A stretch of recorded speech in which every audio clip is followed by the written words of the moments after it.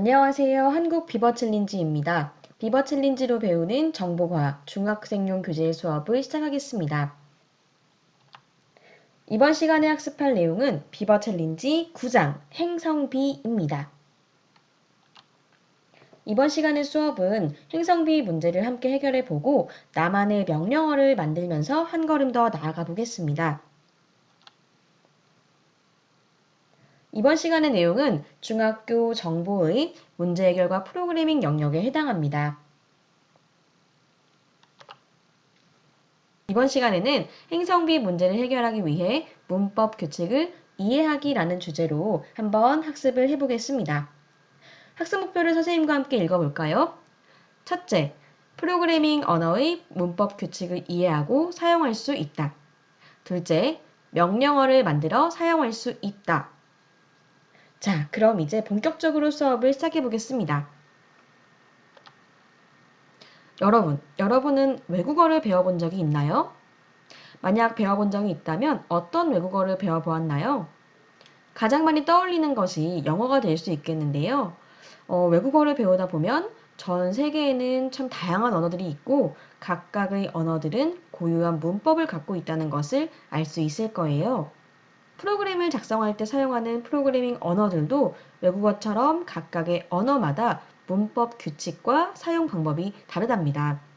이번 챕터에서는 비버 챌린지의 행성비 문제를 통해 프로그래밍 언어의 문법 규칙에 대해서 이해해보고 정해진 규칙에 따라 문제를 해결해 나가는 방법에 대해 학습해 보겠습니다. 먼저 프로그램이란 무엇일까요? 일상생활에서 프로그램이라는 단어를 많이 쓰기도 하는데요. 프로그램이란 컴퓨터를 이용하여 문제를 해결하려면 작성한 알고리즘을 컴퓨터가 이해할 수 있는 명령어로 표현하여야 합니다. 이렇게 만들어진 명령어의 집합을 프로그램이라고 부릅니다.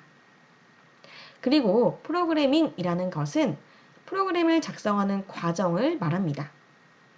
우리가 영어 단어에 ing를 표현해서 무언가를 한다라고 표현하기도 하잖아요. 그것처럼 프로그래밍은 프로그램을 작성하는 과정을 말하는 것입니다. 그렇다면 프로그래밍 언어란 무엇일까요? 프로그래밍 과정에서 컴퓨터가 이해할 수 있는 언어를 의미합니다. 오른쪽에 보이는 표를 한번 살펴볼까요? 여기에서는 프로그래밍 언어를 블록 기반과 텍스트 기반으로 나누고 있어요. 블록 기반 프로그래밍 언어는 블록 쌓기처럼 명령어 블록을 쌓아서 프로그래밍 하는 것을 말하는데요. 대표적으로 엔트리와 스크래치 등이 있습니다. 텍스트 기반 프로그래밍 언어는 텍스트 형태의 명령어를 문법에 맞게 작성하여서 프로그래밍 하는 것을 말하는데요. 대표적으로 C 언어와 파이썬이 있습니다. 여기에서 프로그래머라는 이야기도 나오는데요. 프로그래머는 프로그래밍 언어로 프로그램을 만드는 사람을 의미합니다. 이제 조금 이해가 되시나요? 프로그램, 프로그래밍, 프로그래밍 언어, 또 프로그래머까지 조금씩 다 비슷해 보이지만 차이는 분명히 있어요. 그렇기 때문에 의미를 잘 이해하도록 해봅시다. 그럼 비버 챌린지의 행성비 문제를 함께 해결해 볼까요? 행성비 문제는 2018년 비버 챌린지에서 나온 문제입니다. 비행성에 사는 사람들은 도시들을 특별한 방법으로 개발한다. 집 한 채로 시작해서 다음과 같은 규칙에 따라 바꾸어 나간다. 도시개발 규칙 1. 빨간색 집 하나가 빨간색 집 두 채로 바뀌는 것을 볼 수 있네요. 도시개발 규칙 2. 빨간색 집 하나가 나무 한 그루와 유리로 바뀌는 것을 볼 수 있습니다. 도시개발 규칙 3은 유리 하나가 유리 두 개로 바뀌는 걸 볼 수 있네요. 이렇게 개발된 것들은 다른 위치로 이동되지 않는다고 합니다. 그러면 이 위치도 같이 한번 잘 기억해 놔야겠네요. 예를 들어서 규칙 1에 따라 먼저 개발하고 규칙 2에 따라 한 번 더 개발한 후 규칙 3에 따라 두 번 더 개발하면 다음과 같이 된대요. 여기 이렇게 그림으로 나와 있는데 한번 살펴볼게요. 먼저 집 한 채가 있을 때 적용한 게 규칙 1이래요. 규칙 1은 집 한 채가 집 두 채로 바뀌니까 이렇게 집 두 채로 바뀐 것을 볼 수 있어요. 그런 다음 규칙 2에 따라서 한 번 더 개발한대요. 규칙 2 같은 경우에는 집 한 채가 나무 한 그루, 유리 하나로 바뀐 것을 볼 수 있기 때문에 집 한 채가 여기 있는 집 한 채가 나무 한 그루와 유리창으로 바뀐 것을 확인할 수 있습니다. 그리고 오른쪽에 생긴 이 집 한 채는 그대로 남아있는 것을 볼 수 있어요. 그리고 규칙 3에 따라 두 번 더 개발한대요. 규칙 3을 봤더니 유리에 관련된 거네요. 여기에서 유리는 가운데 있는 거, 요것에 해당하겠죠. 그래서 규칙 3을 한 번 적용하니까 유리가 2개가 됐고요. 규칙 3을 한 번 더 적용하게 되니까 여기 있던 유리 2개 중에 하나만 이렇게 유리 2개로 바뀐 것을 볼 수 있어요. 그래서 집 한 채로 시작했던 것이 나무 한 그루, 그리고 유리 3개, 집 한 채 이렇게 끝난 것을 볼 수 있죠. 이렇게 되기까지는 규칙 1 한 번, 규칙 2 한 번, 규칙 3 두 번 이렇게 적용이 됐다라는 것이죠. 이해가 되시나요? 그렇다면 다음 중 비행성에서 개발된 도시가 아닌 것은 무엇일까요? 한번 여러분이 직접 풀어보시길 바랍니다. 한번 풀어보셨나요? 행성비 문제를 어떻게 해결할 수 있을까요? 문제를 분석해보면 현재 상태는 도시개발규칙 1, 2, 3을 알고 있는 상태이고 목표 상태는 비행성에서 개발된 도시가 아닌 것을 찾아낸 상태입니다. 이 문제를 해결하는 데 필요한 핵심 요소는 첫 번째, 집 한 채로 시작해서 도시를 개발한다라는 것이고요. 두 번째, 개발된 것들은 다른 위치로 이동되지 않는다는 것이고요. 그리고 도시개발규칙 3가지, 중요하죠? 요 내용을 파악하고 있어야 정확하게 문제를 풀 수 있어요. 도시개발규칙 3가지 기억나시나요? 그렇죠. 규칙 첫 번째는 집 한 채가 집 2채가 된 것. 규칙 두 번째는 집 한 채가 나무 한 그루와 유리가 된 것. 규칙 세 번째는 유리 하나가 유리 2개로 된 것이었습니다. 도시개발 규칙을 한번 분석해 보겠습니다. 집 한 채는 집 2채 또는 나무 한 그루와 유리로 바꿀 수 있습니다. 바로 규칙 1과 규칙 2를 적용했을 때의 이야기죠. 그런데 모든 도시는 집 한 채로부터 시작한다고 했기 때문에 집 한 채와 나무 한 그루로부터 시작하게 된다는 것을 알 수 있습니다. 여기서 선생님, 여기 유리로 시작할 수 있는데 왜 나무로 시작한다고 하나요? 라고 할 수 있죠. 나무로 시작하는 것의 이유는 이렇게 나무 한 그루와 유리 하나로 건설된다고 하더라도 우리가 위치를 바꿀 수 없다고 했어요. 그렇기 때문에 집으로 시작하거나 나무로 시작하게 된다라는 것입니다. 두 번째는요. 유리 하나는 유리 2개로 바꿀 수 있기 때문에 유리 2개는 유리 3개로 바뀔 수 있다는 거예요. 가끔 이렇게 생각하는 친구도 있을 수 있거든요. 2개이기 때문에 각각이 2개씩 만들어져서 4개가 만들어질 수 있지 않나요? 할 수 있는데 문제에서 이미 이 부분을 설명하고 있는 거예요.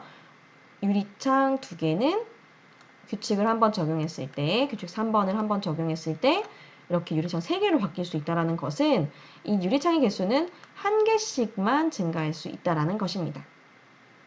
그리고 세 번째, 나무의 오른쪽 우측에는 유리가 있어야 된다는 것이죠. 그렇기 때문에 모든 도시는 나무로 끝날 수 없다는 것입니다. 그렇다면 이것을 바탕으로 우리가 A, B, C, D 보기를 한번 살펴볼까요? 첫 번째 A는요. 집 한 채로 시작했을 때 규칙 1에 따라 집 2채가 될 수 있고요. 여기에 규칙 2를 뒤쪽에 있는 집에 적용을 한다면 집 한 채와 나무 한 그루, 유리가 나올 수 있겠네요. 그리고 여기에서 규칙 3을 적용해서 다시 이 유리가 유리 2개로 변할 수 있고요. 여기다 규칙 3을 한 번 더 적용하게 되면 이렇게 유리 2개가 유리 3개로 변하는 것을 알 수 있습니다. 그렇기 때문에 A의 경우는 규칙에 따라 도시를 개발한 것에 해당하겠죠. 그런데 B는요. 보기에서 나무, 유리 3개, 나무로 지어진 것이라서 나무로 끝나게 되죠. 분석 3의 설명처럼 나무로 끝나는 도시 개발은 불가능합니다. 그렇기 때문에 B의 경우는 행성 B의 규칙에 따라 지어졌다고 보기 어렵습니다. C를 살펴볼까요? C는 집 한 채로 시작하여서 규칙 1을 계속 적용한 거라고 볼 수 있습니다. 그래서 규칙 1에 따라 집 두 채가 됐고 또 한 번 더 규칙 1을 적용해서 집 한 채가 두 채로 되고 한 채는 그대로 있는 것을 볼 수 있고요. 여기서 규칙 1을 또 한 번 적용하는 거죠. 그래서 집 두 채와 집 두 채가 나온 것을 볼 수 있습니다. D의 경우 마찬가지로 집 한 채를 시작했을 때 규칙 1을 적용하여서 집 두 채로 만들 수 있고요. 여기에서 앞에 있는 이 집에 규칙 2를 적용하게 되면 나무, 유리, 집 이렇게 되겠죠? 그런 다음 여기에서 규칙 2를 한 번 더 적용하는 것인데요. 집 한 채가 나무와 유리로 바뀌는 것을 볼 수 있어요. 그 다음에 규칙 3을 계속 반복해 주는 것입니다. 그렇다면 유리가 증가하게 되겠죠. 그래서 이런 형태의 건물을 지을 수 있게 되는 것입니다. 따라서 이 문제의 정답은 B입니다. 여러분들 잘 맞추셨나요? 이 문제는 특정 항목을 다른 항목들로 바꾸는 특별한 규칙들에 대한 문제입니다. 이러한 규칙들은 정보과학 분야의 여러 가지 프로그래밍 언어에 대한 작성 규칙을 나타내는 문법에서 사용되기도 합니다. 어떤 언어에서의 문법 규칙이란 문장들을 만드는 정확한 방법을 의미합니다. 예를 들어 블록형 프로그래밍 언어에서도 이러한 규칙은 존재합니다. 육각형 블록을 넣을 수 있는 곳에 원형 블록을 넣으면 조립되지 않죠? 그리고 텍스트 기반 프로그래밍 언어에서도 문법에 맞게 작성되지 않은 문장들은 실행되지 않아요. 그렇기 때문에 이 문법 규칙은 굉장히 중요하다라는 것을 알 수 있습니다. 그럼 이번에는 행성 B 문제를 해결하는 우리만의 명령어를 한번 만들어 볼까요? 이 명령어 만들기 활동에 대해서는 여러분들이 혼자 하기보다 다른 친구들과 함께 하는 것도 재미있을 거예요. 비버 안젤로는 정원을 만드는 데 필요한 나무들을 심기 위해 로봇을 구입했다고 합니다. 이 로봇의 움직임을 제어하기 위한 명령어를 직접 만들어 볼까요? 우선 이렇게 문제 상황이 있다고 합시다. 로봇이 시작 지점에서부터 움직여서 화살표를 따라 제자리까지 돌아올 수 있도록 명령어를 사용하여 프로그램을 작성해 볼 건데요. 예를 들어 로봇을 켠다라는 행동은 명령어로 켜기라고 해줄 수 있고요. 로봇의 전원을 끈다라는 것은 끄기라고 해줄 수 있습니다. 다른 실행 행동들도 여기 이렇게 나와 있는데요. 이 행동들에 대해서 어떤 명령어를 주면 로봇이 움직이게 할 것인지 여러분이 직접 그 명령어를 적어보라는 것인데요. 혼자 해보기보다는 다른 친구와 함께 의견을 나누면서 더 좋은 명령어는 없을까 고민해 볼 수 있을 것입니다. 이 문제를 해결하기 위해서 그 절차를 써줄 수 있을 거예요. 그것이 바로 프로그래밍에 해당할 수 있는데요. 이때 반복되는 명령어를 줄이는 방법도 함께 생각해 보길 바랍니다. 더 좋은 명령어는 이 명령어를 사용하는 사람들이 쉽게 그리고 이해가 잘 되게 만드는 명령어가 굉장히 중요할 거예요. 그렇기 때문에 내가 만든 명령어를 다른 친구한테 한번 이야기해보고 또 그 친구가 잘 이해하는지를 확인해서 좋은 명령어를 만드는 것이 좋습니다. 만약 명령어를 다 만들었으면 그 결과를 함께 공유하고 평가해 볼까요?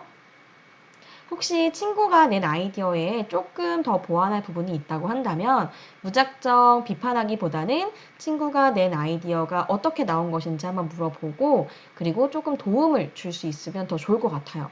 내가 봤을 때 조금 잘못된 것이라 해도 친구의 이야기를 듣고 나면 아, 이래서 이런 거였구나 라고 이해되는 부분도 분명히 있을 거거든요. 오늘 배운 내용을 정리해 볼까요? 프로그래밍 언어의 문법 규칙에 대해서 한번 정리해 봅시다. 명령어를 만들어 사용하는 방법에 대해서도 한번 정리해 봅시다. 오늘 활동에 함께한 친구가 있다면 그 활동에 대해서 한번 친구 평가를 한번 해볼까요? 모든 활동에 적극적으로 참여하였는지 또 모든 협의 때 창의적인 의견을 제시하였는지 매우 우수, 우수, 보통으로 평가해 볼 수 있을 거예요. 나 스스로에 대한 평가도 한번 진행해 보겠습니다. 프로그래밍 언어의 문법 규칙 개념을 설명할 수 있나요?